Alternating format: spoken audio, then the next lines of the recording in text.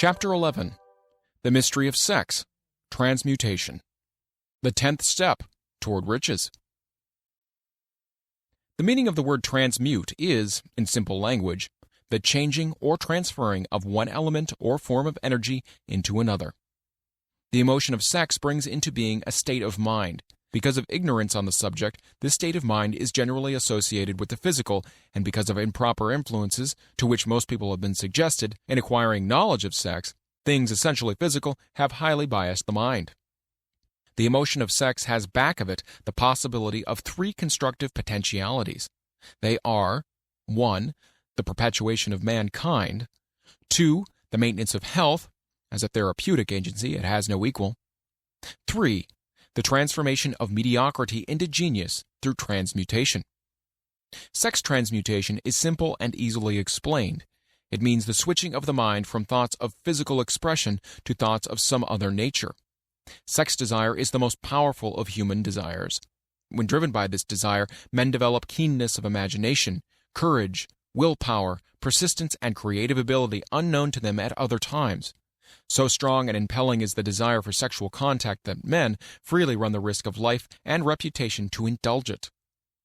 When harnessed and redirected along other lines, this motivating force maintains all of its attributes of keenness of imagination, courage, etc., which may be used as powerful creative forces in literature, art, or in any other profession or calling, including, of course, the accumulation of riches. The transmutation of sex energy calls for the exercise of willpower, to be sure, but the reward is worth the effort. The desire for sexual expression is inborn and natural. The desire cannot and should not be submerged or eliminated, but it should be given an outlet through forms of expression which enrich the body, mind, and spirit of man. If not given this form of outlet through transmutation, it will seek outlets through purely physical channels.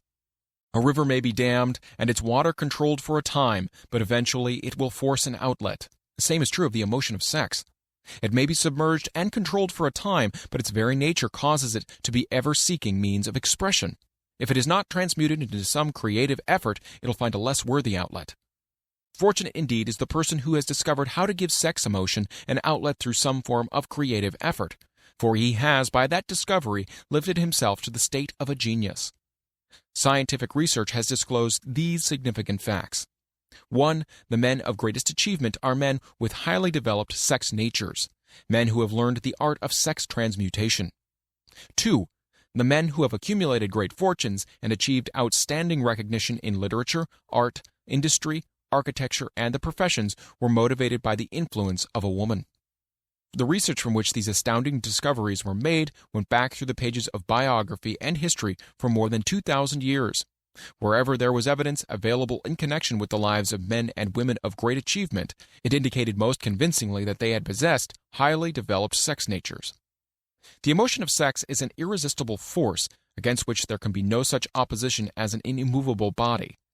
When driven by this emotion, men become gifted with the superpower for action. Understand this truth, and you will catch the significance of the statement that sex transmutation will lift one to the status of a genius. The emotion of sex contains the secret of creative ability. Destroy the sex glands, whether in man or beast, and you have removed the major source of action. For proof of this, observe what happens in any animal after it has been castrated. A bull becomes as docile as a cow after it has been altered sexually. Sex alteration takes out of the male, whether man or beast, all the fight that he has in him. Sex alteration of the female has the same effect. The 10 mind stimuli. The human mind responds to stimuli, through which it may be keyed up to high rates of vibration, known as enthusiasm, creative imagination, intense desire, etc. The stimuli to which the mind responds most freely are 1. The desire for sex expression. 2. Love. 3. A burning desire for fame, power, or financial gain. Money. 4. Music. 5. Friendship between either those of the same sex or those of the opposite sex. 6. A mastermind alliance based upon the harmony of 2 or more people who ally themselves for spiritual or temporal advancement. 7. Mutual suffering such as that experienced by people who are persecuted. 8. Autosuggestion. 9. Fear. 10. Narcotics and alcohol. The desire for sex expression comes at the head of the list of stimuli, which most effectively step up the vibrations of the mind and start the wheels of physical action. 8 of these stimuli are natural and constructive. 2 are destructive. The list is here presented for the purpose of enabling you to make a comparative study of the major sources of mind stimulation. From this study, it will be readily seen that the emotion of sex is, by great odds, the most intense and powerful of all mind stimuli. This comparison is necessary as a foundation for proof of the statement that transmutation of sex energy may lift one to the status of a genius. Let us find out what constitutes a genius. Some wiseacre has said that a genius is a man who wears long hair, eats queer food, lives alone, and serves as a target for the joke makers. A better definition of a genius is a man who has discovered how to increase the vibrations of thought to the point where he can freely communicate with sources of knowledge not available through the ordinary rate of vibration of thought. The person who thinks will want to ask some questions concerning this definition of genius. The first question will be, how may one communicate with sources of knowledge which are not available through the ordinary rate of vibration of thought? The next question will be, are there known sources of knowledge which are available only to the genii? And if so, what are these sources, and exactly how may they be reached? We shall offer proof of the soundness of some of the more important statements made in this book, or at least we will offer evidence through which you may secure your own proof through experimentation, and in doing so, we shall answer both of these questions. Genius is developed through the sixth sense. The reality of a sixth sense has been fairly well established. This sixth sense is creative imagination. The faculty of creative imagination is one which the majority of people never use during an entire lifetime, and if used at all, it usually happens by mere accident. A relatively small number of people use, with deliberation and purpose, afterthought, the faculty of creative imagination. Those who use this faculty voluntarily and with understanding of its functions are genii. The faculty of creative imagination is the direct link between the finite mind of man and infinite intelligence. All so-called revelations referred to in the realm of religion and all discoveries of basic or new principles in the field of invention take place through the faculty of creative imagination.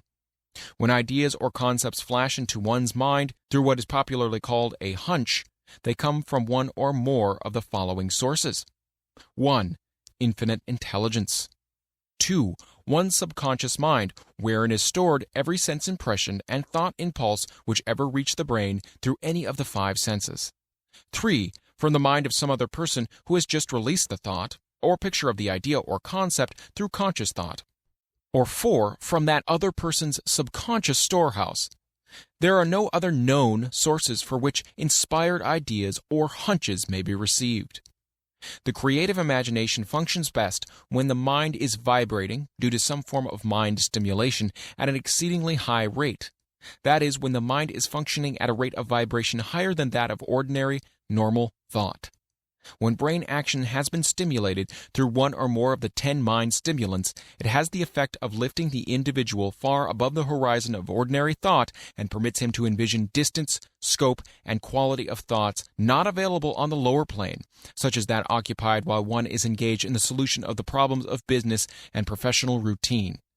When lifted to this higher level of thought, through any form of mind stimulation, an individual occupies, relatively, the same position as one who has ascended in an airplane to a height from which he may see over and beyond the horizon line which limits his vision while on the ground.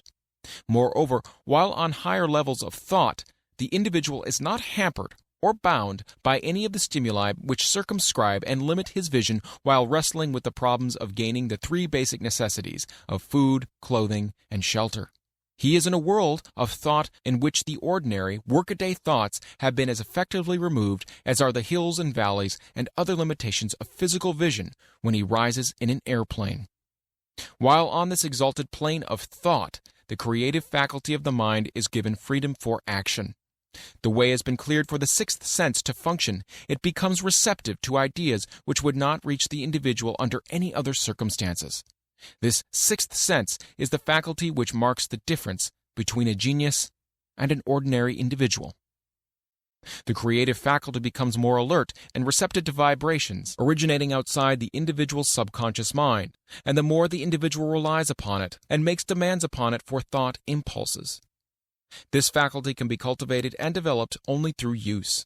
That which is known as one's conscience operates entirely through the faculty of the sixth sense. The great artists, writers, musicians, and poets became great because they acquire the habit of relying upon the still small voice which speaks from within, through the faculty of creative imagination.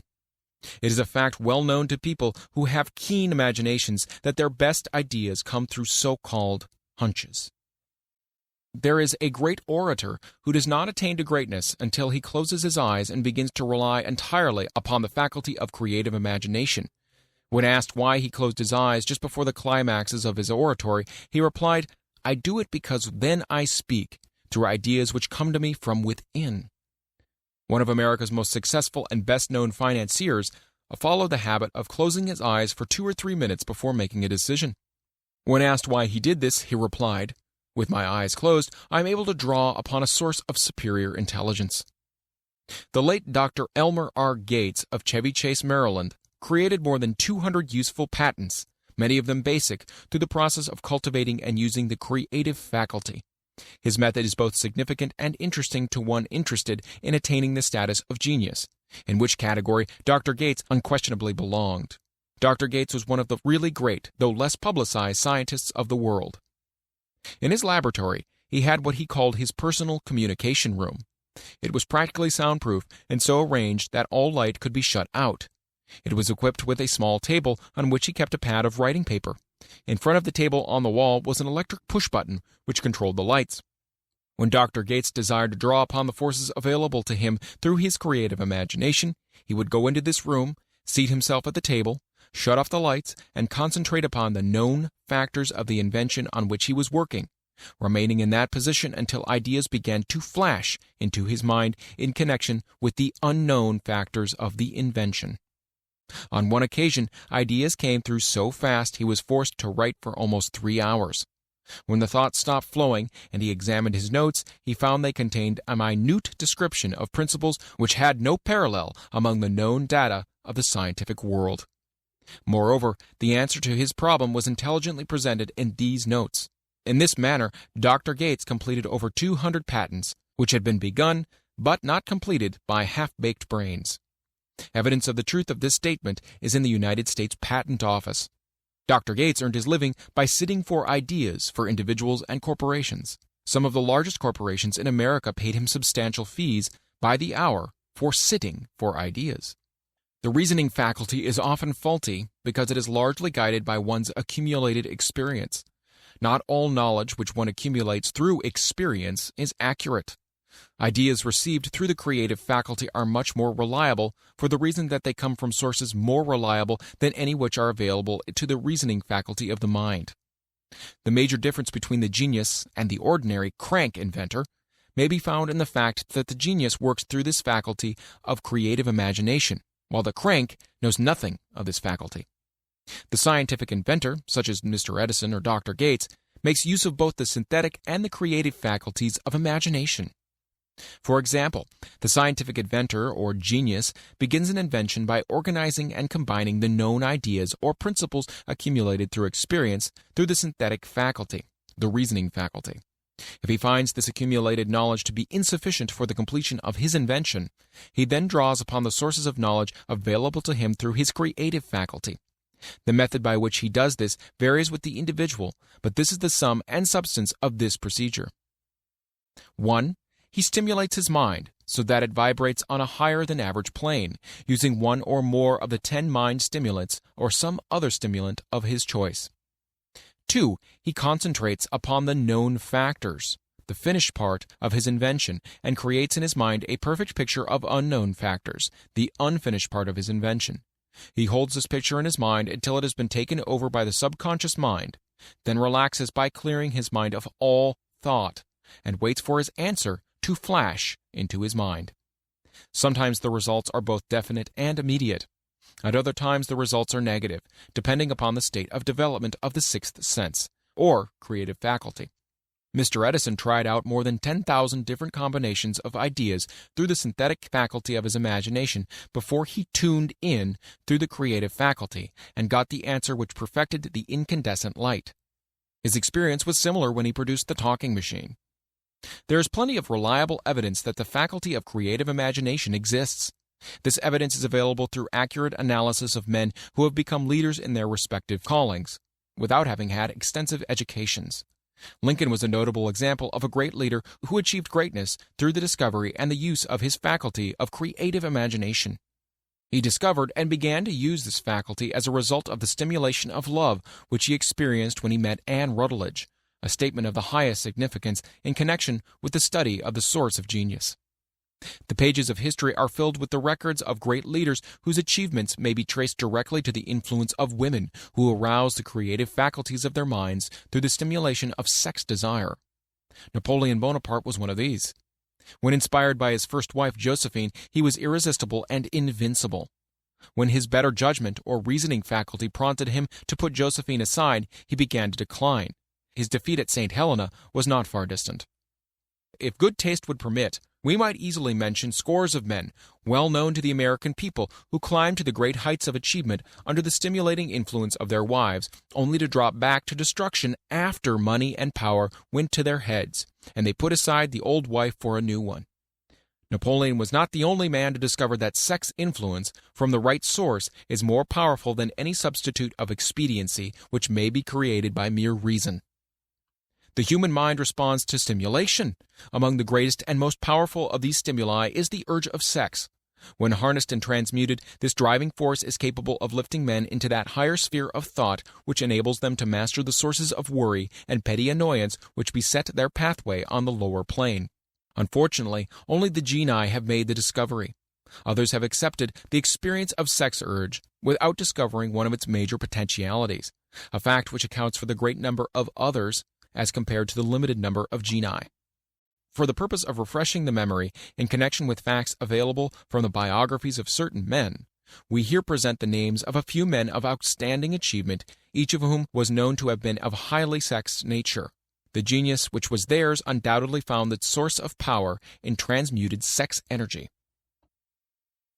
George Washington, Napoleon Bonaparte, William Shakespeare, Abraham Lincoln, Ralph Waldo Emerson, Robert Burns, Thomas Jefferson, Albert Hubbard, Albert H. Gary, Oscar Wilde, Woodrow Wilson, John H. Patterson, Andrew Jackson, Enrico Caruso. Your own knowledge of biography will enable you to add to this list. Find, if you can, a single man in all of history of civilization who achieved outstanding success in any calling who was not driven by a well-developed sex nature. If you do not wish to rely upon biographies of men now living, take inventory of those whom you know to be men of great achievement, and see if you can find one among them who is not highly sexed. Sex energy is the creative energy of all genii.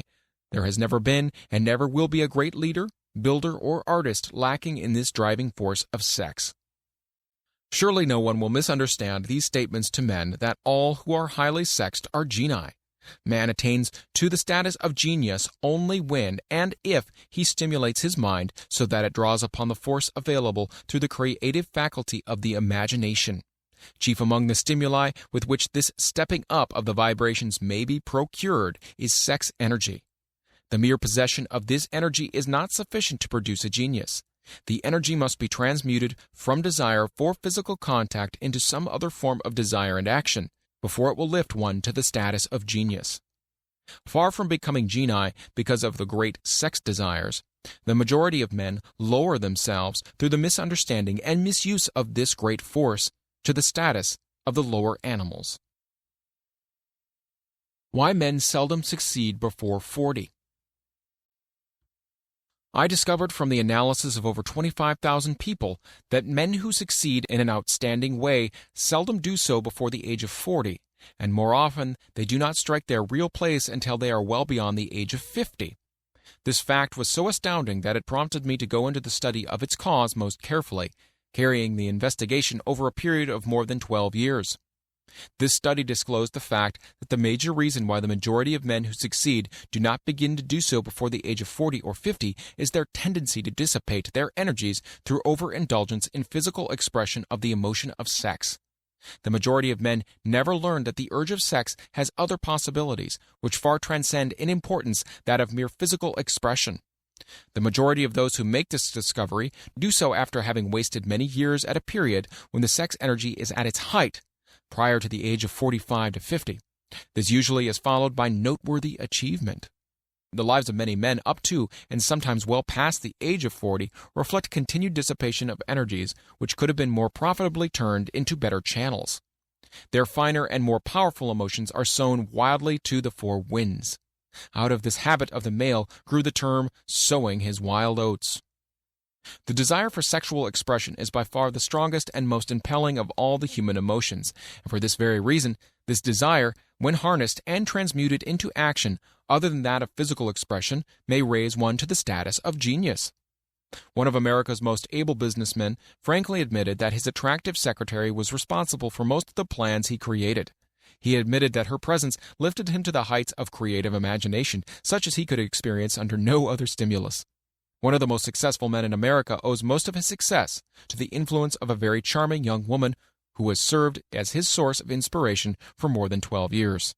Everyone knows that man to whom this reference is made, but not everyone knows the real source of his achievements. History is not lacking in examples of men who attained the status of genii as a result of the use of artificial mind stimulus in the form of alcohol and narcotics.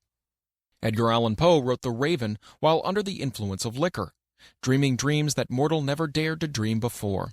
James Whitcomb Riley did his best writing while under the influence of alcohol. Perhaps it was thus he saw the ordered intermingling of the real and the dream, the mill above the river and the mist above the stream. But let it be remembered that many such men have destroyed themselves in the end. Nature has prepared her own potions with which men may safely stimulate their minds so they vibrate on a plane that enables them to tune in to fine and rare thoughts which come from no one knows where. No satisfactory substitute for nature's stimulants has ever been found. It is a fact well known to psychologists that there is a very close relationship between sex desires and spiritual urges, a fact which accounts for the peculiar behavior of people who participate in orgies known as religious revivals, common among the primitive types. The world is ruled and the destiny of civilization is established by the human emotions. People are influenced in their actions not by reason so much as by feelings. The creative faculty of the mind is set into action entirely by emotions and not by cold reason. The most powerful of all human emotions is that of sex. There are other mind stimulants, some of which have been listed, but no one of them, nor all of them combined, can equal the driving power of sex. A mind stimulant is any influence which will either temporarily or permanently increase the vibrations of thought. The 10 major stimulants described are those most commonly resorted to. Through these sources one may commune with infinite intelligence or enter, at will, the storehouse of the subconscious mind, either one's own or that of another person, a procedure which is all there is of genius. A teacher who has trained and directed the efforts of more than 30,000 salespeople made the astounding discovery that highly sexed men are the most efficient salesmen. The explanation is that the factor of personality, known as personal magnetism, is nothing more or less than sex energy. Highly sexed people always have a plentiful supply of magnetism. Through cultivation and understanding, this vital force may be drawn upon and used to great advantage in the relationships between people. This energy may be communicated to others through the following media. 1. The handshake. The touch of the hand indicates instantly the presence of magnetism or lack of it. 2. The tone of voice. Magnetism or sex energy is the factor with which the voice may be colored or made musical and charming. 3. Posture and carriage of body. Highly sexed people move briskly and with grace and ease. 4. The vibrations of thought. Highly sexed people mix the emotion of sex with their thoughts, or may do so at will, and in that way may influence those around them.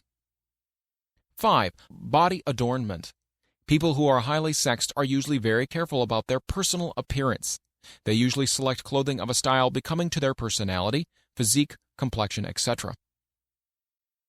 When employing salesmen, the more capable sales manager looks for the quality of personal magnetism as the first requirement of a salesman. People who lack sex energy will never become enthusiastic or inspire others, and enthusiasm is one of the most important requisites in salesmanship, no matter what one is selling.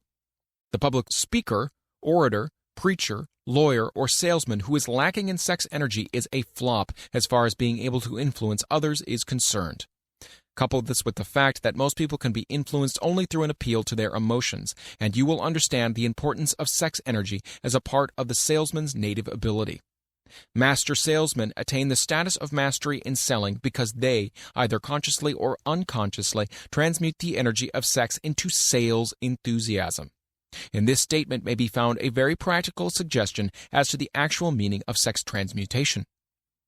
The salesman who knows how to take his mind off the subject of sex and direct it in sales effort with as much enthusiasm and determination as he would apply to its original purpose has acquired the art of sex transmutation, whether he knows it or not. The majority of salesmen who transmute their sex energy do so without being in the least aware of what they are doing or how they're doing it. Transmutation of sex energy calls for more willpower than the average person cares to use for this purpose. Those who find it difficult to summon willpower sufficient for transmutation may gradually acquire this ability. Though this requires willpower, the reward for the practice is more than worth the effort. The entire subject of sex is one with which the majority of people appear to be unpardonably ignorant. The urge of sex has been grossly misunderstood, slandered, and burlesqued by the ignorant and evil-minded for so long that the very word sex is seldom used in polite society.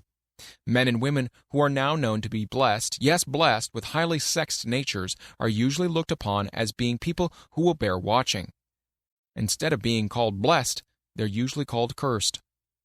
Millions of people, even in this age of enlightenment, have inferiority complexes which they developed because of this false belief that a highly sexed nature is a curse. These statements of the virtue of sex energy should not be construed as justification for the libertine. The emotion of sex is a virtue only when used intelligently and with discrimination. It may be misused and often is to such an extent that it debases instead of enriches both body and mind. The better use of this power is the burden of this chapter. It seemed quite significant to the author when he made the discovery that practically every great leader whom he had the privilege of analyzing was a man whose achievements were largely inspired by a woman. In many instances, the woman in the case was a modest, self-denying wife of whom the public had heard but little or nothing.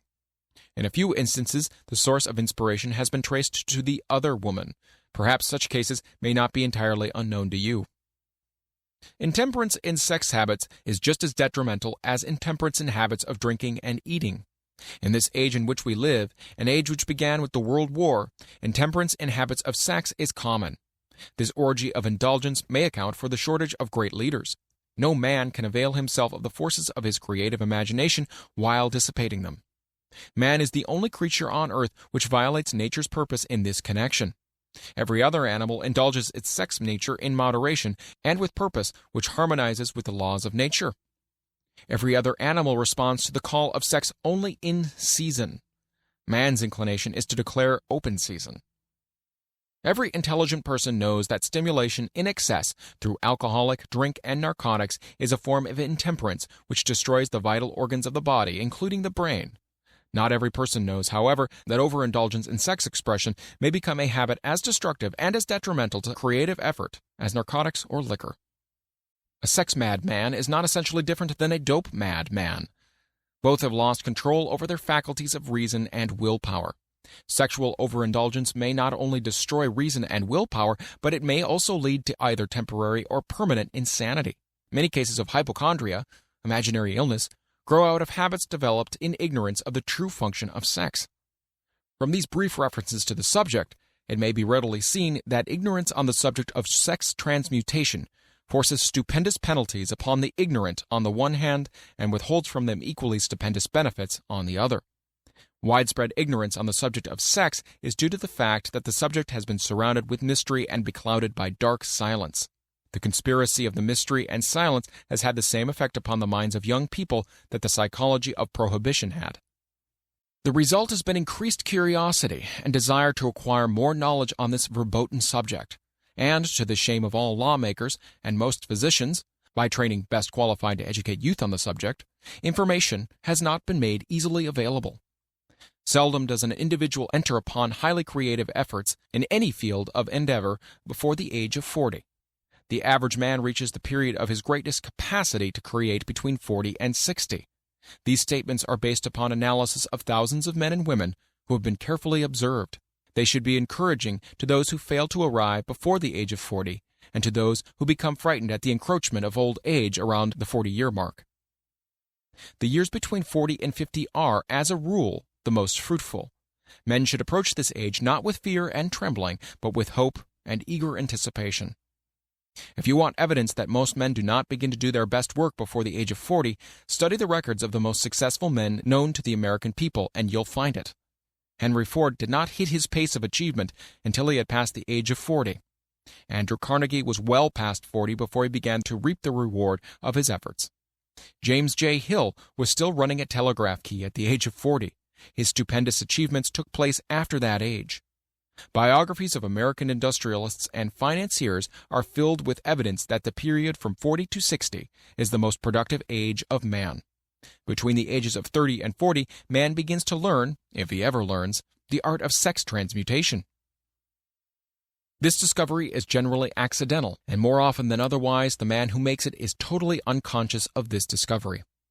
He may observe that his powers of achievement have increased around the age of 35 to 40, but in most cases he isn't familiar with the cause of this change. That nature begins to harmonize the emotions of love and sex in the individual between the ages of 30 and 40, so that he may draw upon these great forces and apply them jointly as stimuli to action. Sex alone is a mighty urge to action, but its forces are like cyclones. They are often uncontrollable. When the emotion of love begins to mix itself with the emotion of sex, the result is calmness of purpose, poise, accuracy of judgment, and balance. What person who has attained the age of 40 is so unfortunate as to be unable to analyze these statements and to corroborate them by his own experience? When driven by his desire to please a woman based solely upon the emotion of sex, a man may be, and usually is, capable of great achievement, but his actions may be disorganized, distorted, and totally destructive. When driven by his desire to please a woman based upon the motive of sex alone, a man may steal, cheat, and even commit murder. But when the emotion of love is mixed with the emotion of sex, that same man will guide his actions with more sanity, balance, and reason. Criminologists have discovered that the most hardened criminals can be reformed through the influence of a woman's love. There is no record of a criminal having been reformed solely through the sex influence. These facts are well known, but their cause is not. Reformation comes, if at all, through the heart, or the emotional side of man, not through his head or reasoning side. Reformation means a change of heart. It does not mean a change of head. A man may, because of reason, make certain changes in his personal conduct to avoid the consequences of undesirable effects. But genuine reformation comes only through a change of heart, through a desire to change. Love, romance, and sex are all emotions capable of driving men to heights of superachievement. Love is the emotion which serves as a safety valve and ensures balance, poise, and constructive effort. When combined, these three emotions may lift one to an altitude of a genius. Those are genii, however, who know but little of the emotion of love. Most of them may be found engaged in some form of action which is destructive, or at least not based upon justice and fairness towards others. If good taste would permit, a dozen genii could be named in the field of industry and finance who ride ruthlessly over the rights of their fellow men. They seem totally lacking in conscience. The reader can easily supply his own list of such men. The emotions are states of mind. Nature has provided man with a chemistry of the mind, which operates in a manner similar to the principles of chemistry of matter. It is a well-known fact that, through the aid of chemistry of matter, a chemist may create a deadly poison by mixing certain elements, none of which are in themselves harmful in the right proportions. This emotion may likewise be combined so as to create a deadly poison. The emotions of sex and jealousy, when mixed, may turn a person into an insane beast. The presence of any one or more of the destructive emotions in the human mind, through the chemistry of the mind, sets up a poison which may destroy one's sense of justice and fairness.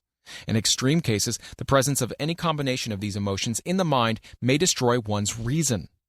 the road to genius consists of the development, control, and use of sex, love, and romance. Briefly, the process may be stated as follows. Encourage the presence of these emotions as the dominating thoughts in one's mind, and discourage the presence of all the destructive emotions.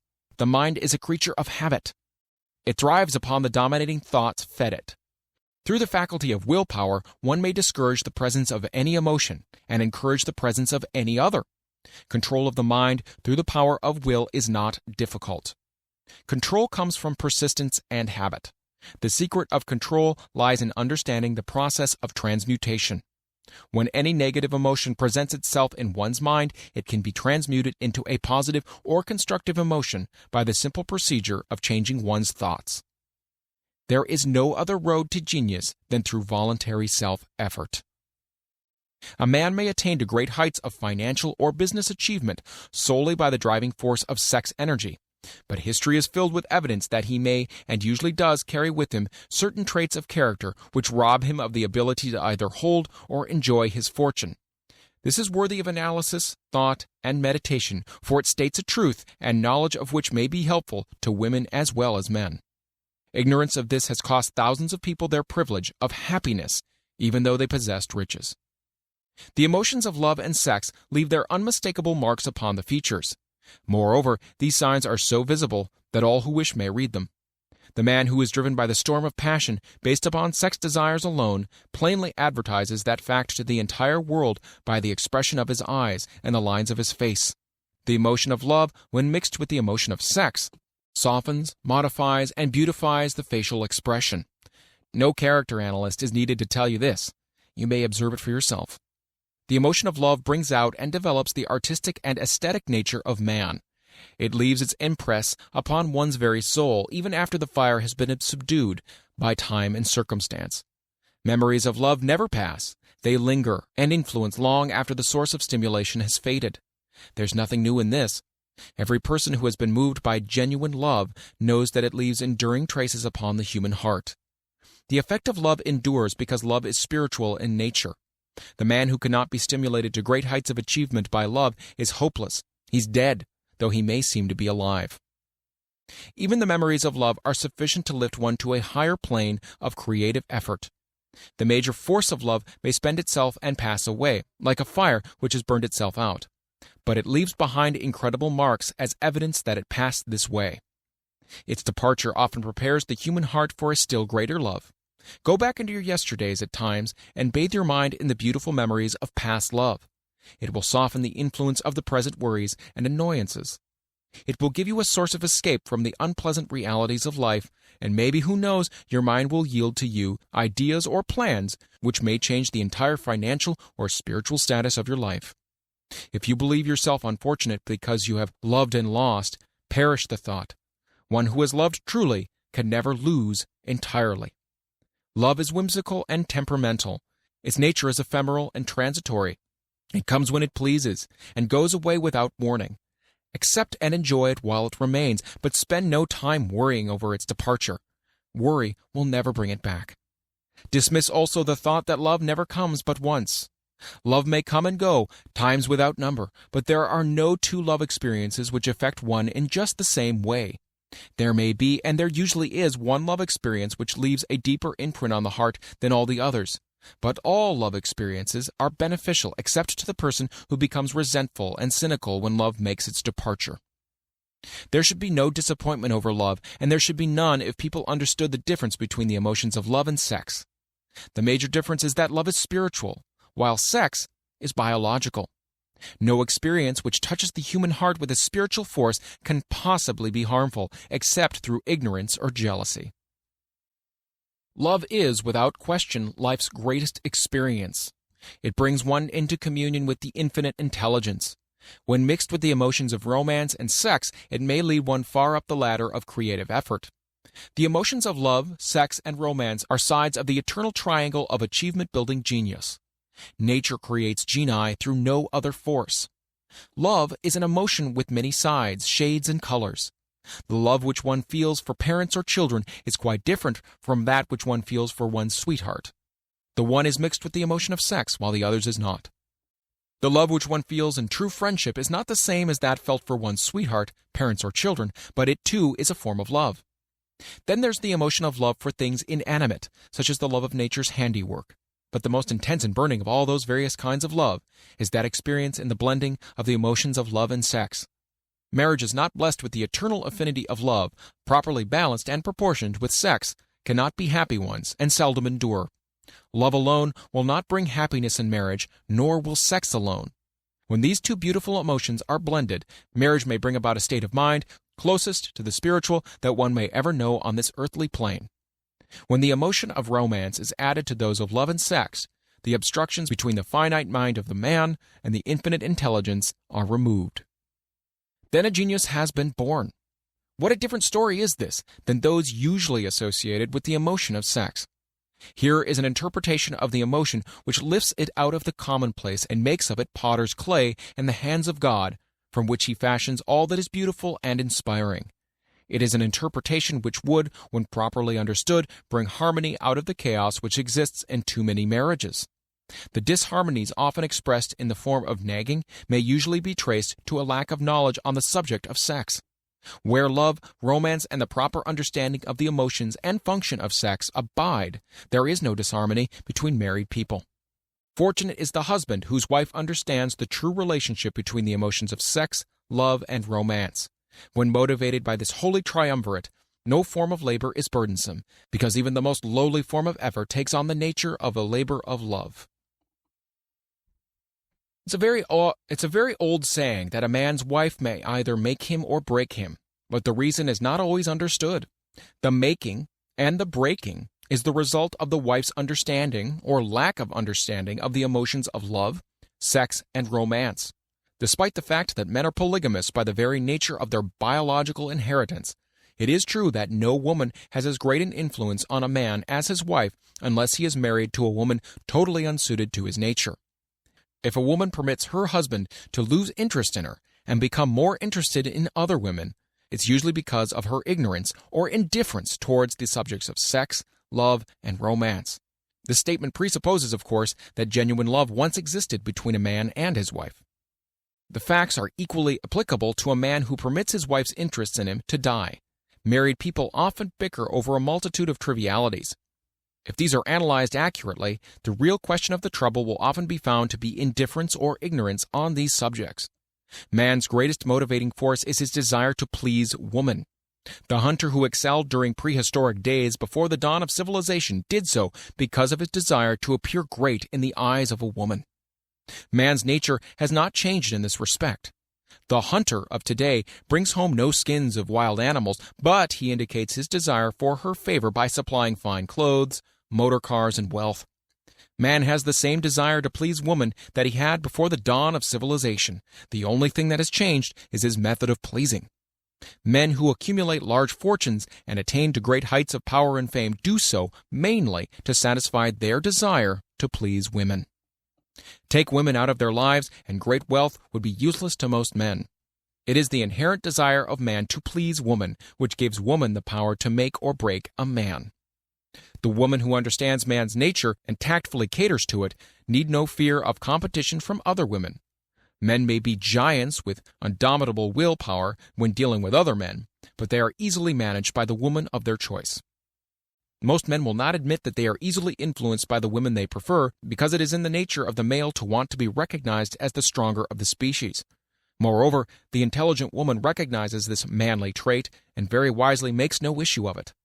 Some men know that they are being influenced by the woman of their choice, their wives, sweethearts, mothers, or sisters, but they tactfully refrain from rebelling against the influence because they are intelligent enough to know no man is happy or complete without the modifying influence of the right woman.